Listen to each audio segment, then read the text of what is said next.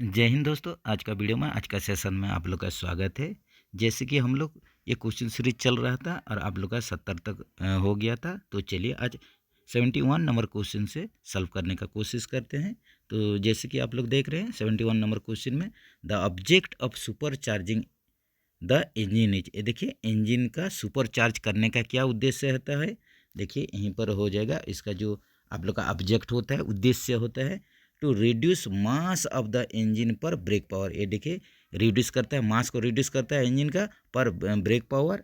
तो ये भी ये देखिए आप लोग का ये भी सही बात है। तो reduce the space occupied by the engine, ये देखिए आप लोग का स्पेस को भी रिड्यूस करता है, ये भी सही चीज़ है।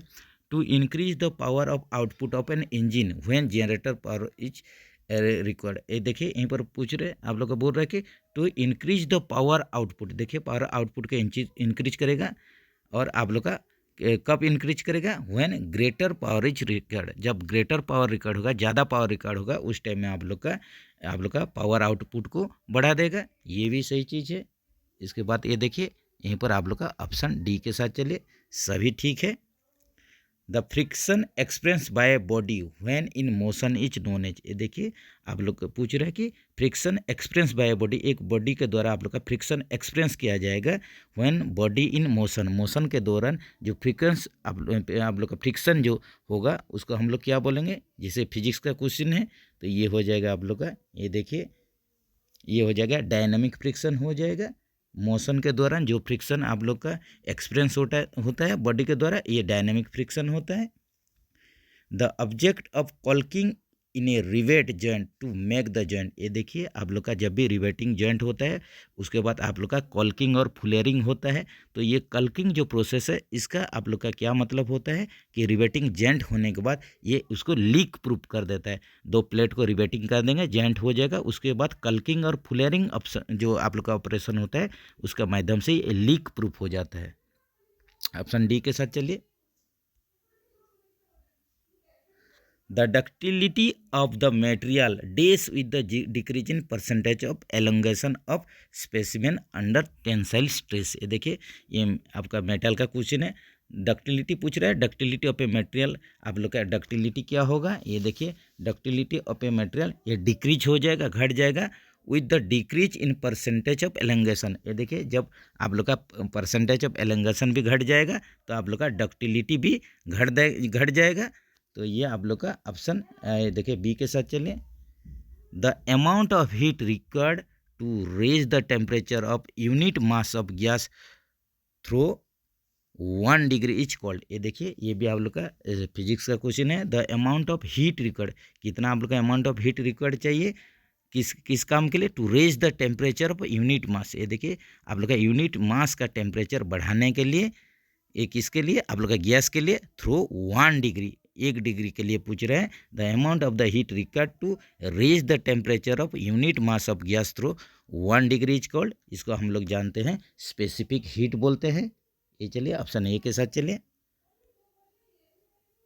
ये देखिए 1 kilowatt is equal to, देखिए 1 किलो वाट जो होता है आप लोग का ये पावर का यूनिट है, तो ये क्या हो जाएगा 1000 न्यूटन मीटर पर सेकेंड हो जाएगा।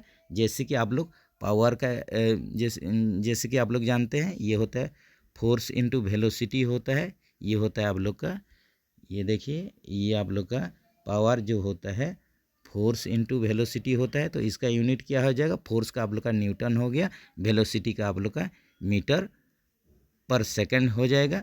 तो इसी हिसाब से आप लोग का 1 किलो वाट जो होता है ये 1000 न्यूटन मीटर पर सेकंड के साथ समान होता है, इक्वल होता है। The ratio of the clearance volume to the swept volume is called, ये देखिए रेशो पूछ रहा है, इसमें आप लोग का अनुपात पूछ रहा है किस किस का बीच में, clearance volume to the swept volume, clearance volume और स्वेप्ट वॉल्यूम में आप लोग का जो रेशो बनेगा इसको हम लोग क्या बोलेंगे, ये देखिए ये कटअप रेशो ये भी नहीं होगा, एक्सपेंशन रेशो ये भी नहीं होगा, क्लियरेंस रेशो ये भी नहीं होगा, तो ये नॉन ऑफ दिच हो जाएगा।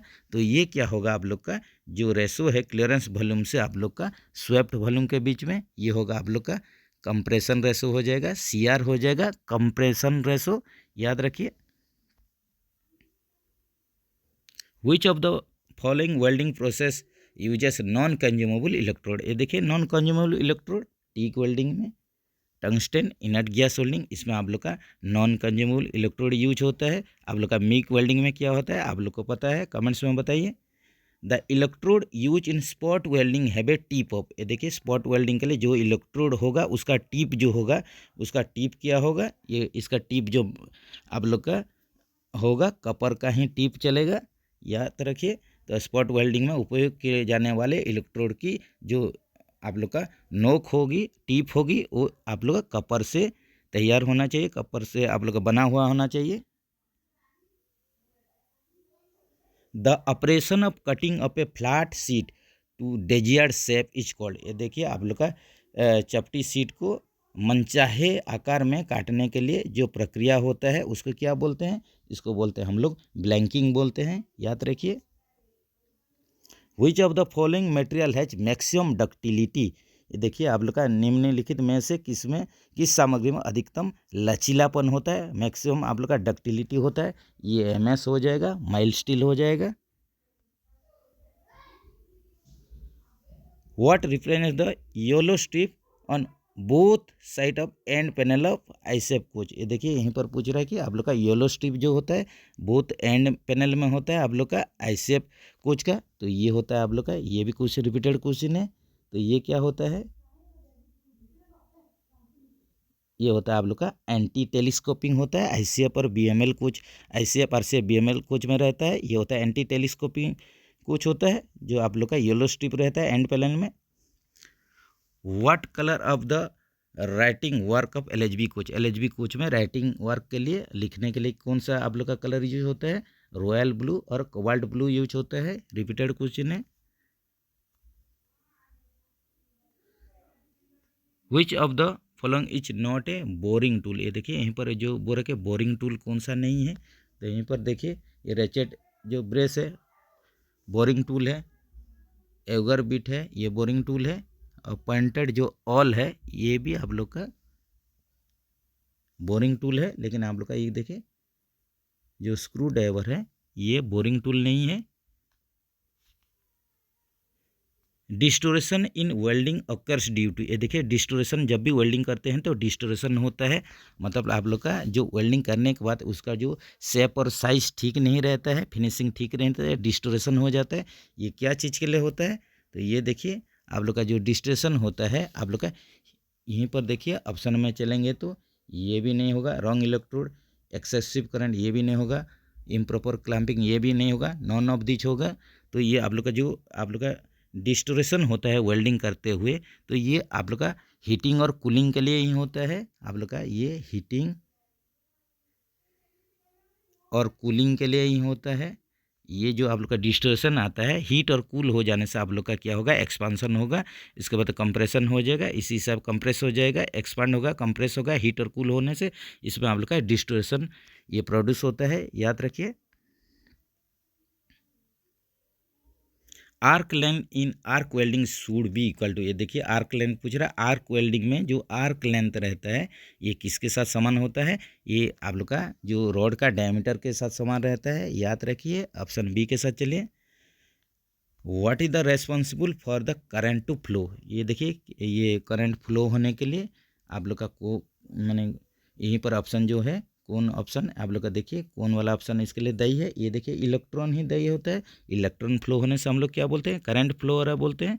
तो आप लोग का रेस्पॉन्सिबल इलेक्ट्रॉन से।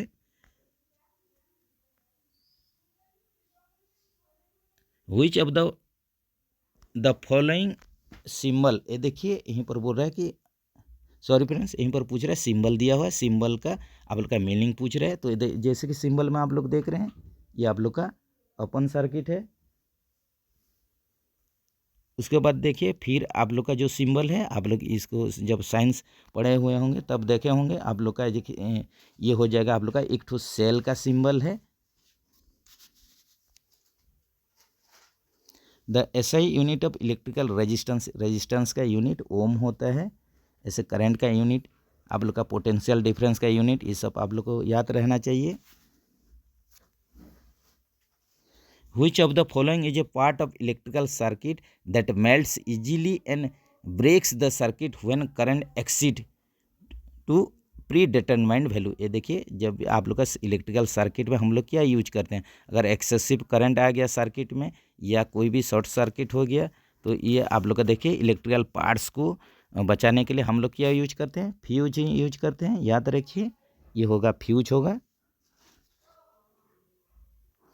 इन relation to electrical circuit diagram the following symbol is used for. ये देखिए ये जो सिंबल यूज किया गया है यहीं पर देखिए, ये जो सिंबल है आप लोग का ये सर्किट ब्रेकर का सिंबल है।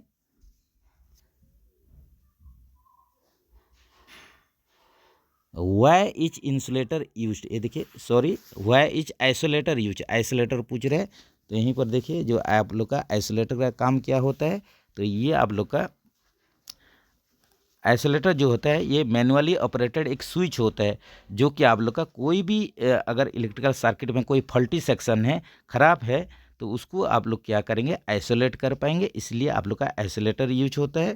तो यहीं पर देखिए क्या होगा,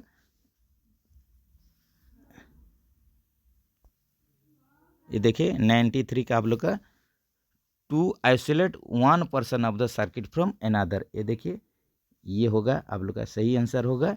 ये जो आप लोग का सर्किट का जो फॉल्टी पर्सन है उसको बचाने के लिए आप लोग क्या करते हैं, आइसोलेट कर देते हैं।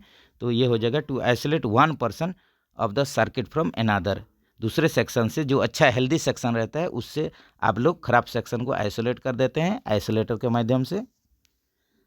Moisture content in the soil days the earth soil resistance. ये देखिए आप लोग का अगर सॉइल में मॉइस्चर रह जाएगा तो ये क्या करेगा, जो अर्थ रेजिस्टेंस को क्या कर सकता है, ये देखिए ये हो जाएगा आप लोग का डिक्रीज हो जाएगा। अर्थ का रेजिस्टेंस अगर मॉइस्चर रहेगा सॉइल में, मिट्टी में, तो ये रेजिस्टेंस को घटा देगा। ये मल्टीमीटर देखें, ये मल्टीमीटर मेजर्स, मल्टीमीटर पूछ रहा है क्या क्या आप लोग का मेजर करता है, क्या मापता है। ये देखिए वोल्टेज मापेगा, करंट को भी मापेगा, रेजिस्टेंस मापेगा, ऑल ऑफ द अबव हो जाएगा। As the voltage across the resistor is increased what happens to the resistance of the resistor. ये देखिए अगर आप लोग का सर्किट में देखिए वोल्टेज अक्रॉस द रजिस्टर, आप लोग का वोल्टेज अगर बढ़ जाता है तो यहीं पर पूछ रहा है रेजिस्टेंस का क्या होगा। तो जैसे कि आप लोग जानते हैं क्या V इक्वल टू IR होता है, तो अगर आप लोग का ये V हो जाएगा डायरेक्टली प्रोपोर्शनल टू आप लोग का रेजिस्टेंस, तो आप लोग का वोल्टेज बढ़ने से रेजिस्टेंस बढ़ जाएगा और वोल्टेज घटने से रेजिस्टेंस घट जाएगा। तो इसी हिसाब से आप लोग का the voltage across the register increased, अगर इंक्रीज हो जा रहा है, बढ़ जा रहा है, तो आप लोग का रेजिस्टेंस का क्या होगा, ये भी बढ़ जाएगा। तो ऑप्शन ए के साथ चलिए, इंक्रीज हो जाएगा। Which of the following coal is a best quality coal, best quality coal जैसे कि आप लोग साइंस में पढ़े हैं, ये हो जाएगा आप लोग का एंथ्रासाइट जो कोल होता है, एंथ्रासाइट जो टाइप का कोल होता है ये बेस्ट क्वालिटी का कोल होता है, कोयला होता है, याद रखिए। Dash is use to draw curves which are not circular. ये देखिए आप लोग का कर्व्स ड्राइंग करने के लिए जो सर्कुलर साइज का जो आप लोग का कर्व्स नहीं रहता है उसको आप लोग का खींचने के लिए फ्रेंच कर्व का आप लोग यूज करते हैं। जब भी इंजीनियरिंग ड्राइंग किए होंगे तो आप लोग का फ्रेंच कर्व यूज किए होंगे। The distance cover by an object in unit time is called. ये देखिए डिस्टेंस कवर करेंगे पर टाइम में, एक यूनिट टाइम में करेंगे, तो ये आप लोग का स्पीड बराबर आप लोग का क्या होता है, डिस्टेंस बाय टाइम होता है, याद रखिए। तो ये हो जाएगा आप लोग का स्पीड हो जाएगा। The lowest temperature at which oil cease to flow when cooled is known as. ये देखिए वह न्यूनतम तापमान जिस पर ठंडा होने पर तेल बहना बंद हो जाता है उसको क्या बोलते हैं, उसको हम लोग बोलेंगे पोर पॉइंट बोलेंगे, पोर पॉइंट याद रखिए। The lowest temperature at which oil cease to flow when cooled is known as pour point.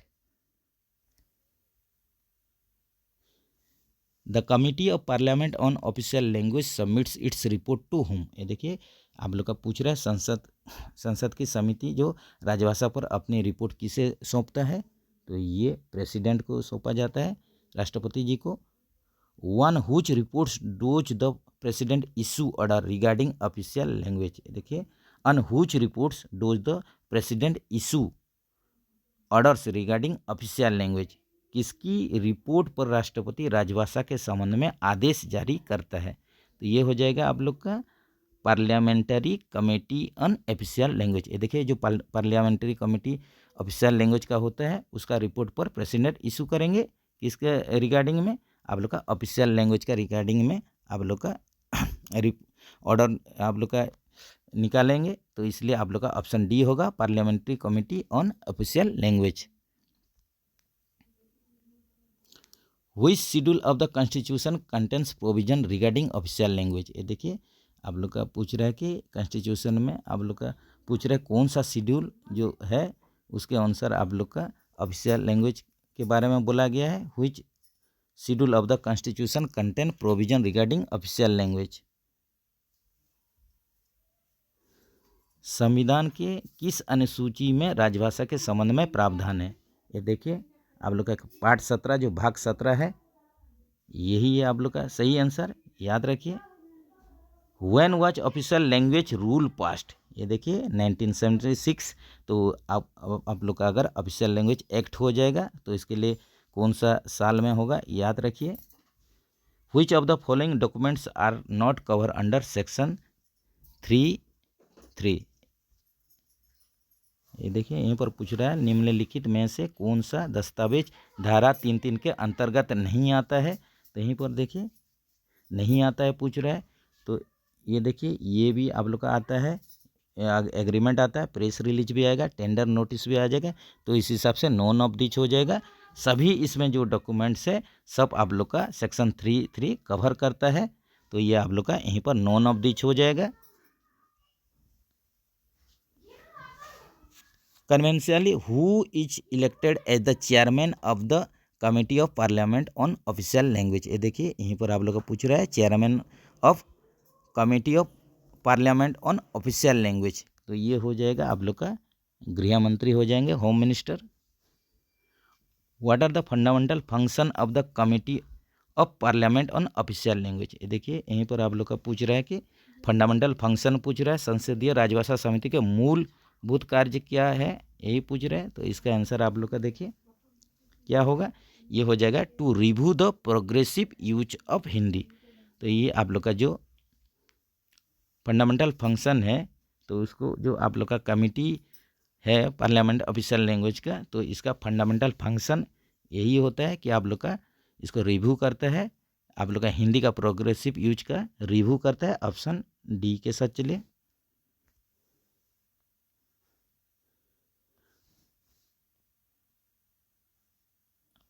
Under which rule of the official language rules 1976 for application appeal representation made और sign in Hindi shall be replied to Hindi? देखिए राजभाषा नियम 1976 के किस नियम के तहत हिंदी में किए गए या हस्ताक्षरित आवेदन, अपील या अभ्यावेदन के लिए हिंदी में उत्तर दिया जाना चाहिए? तो इसके लिए आप लोग का under sub rule 1 of rule 7, rule 7 का जो सब रूल 1 है इसी में ही आप लोग का लिखा गया कि आप लोग का जो इस रूल के तहत ही आप लोग हिंदी में किए गए हस्ताक्षर, आवेदन, अपील या अध्यावेदन के लिए हिंदी में ही उत्तर दिया जाएगा।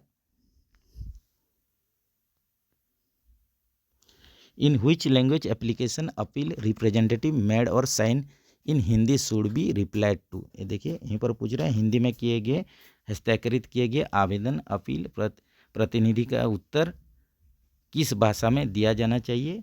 तो ये हो जाएगा हिंदी में ही देना चाहिए, ये हिंदी ओनली हो जाएगा, हिंदी में ही देना चाहिए। By which house of official language resolution 1968 passed? By which house was official language resolution 1968 passed? राजभाषा संकल्प 1968 किस सदन द्वारा पारित किया गया था? तो ये दोनों सदनों द्वारा पारित किया गया था, लोकसभा और राज्यसभा। तो ऑप्शन सी के साथ चलिए। तो चलिए फ्रेंड्स यहीं पर ही ये क्वेश्चन सीरीज खत्म हो रहा है। आप लोग भी बढ़िया से प्रिपरेशन कीजिए और जो भी आप लोग बीच में क्वेश्चन में आप लोग के लिए कुछ सवाल छोड़ा जाता है तो इसका क्वेश्चन का आंसर जरूर देने का कोशिश कीजिए कमेंट्स में। तो मिलेंगे नेक्स्ट वीडियो में, नेक्स्ट वीडियो का इंतजार कीजिए। आप लोग भी प्रिपरेशन बढ़िया रखिए। तब तक के लिए आप लोग बढ़िया रहिए, सुरक्षित रहिए और आप लोग का प्रिपरेशन जोरदार कीजिए। जय हिंद दोस्तों।